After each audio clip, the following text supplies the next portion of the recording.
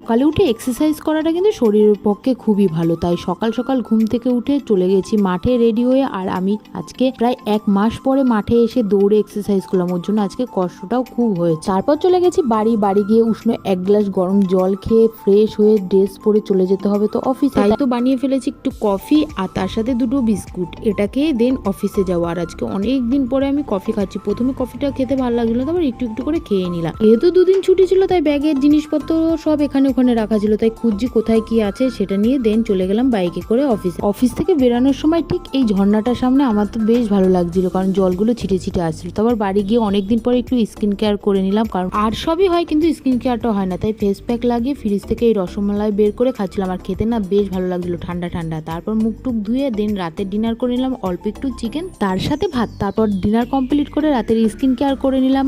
তো এইভাবে আজকের দিনটা কাটালাম। তো thank you for watching, by.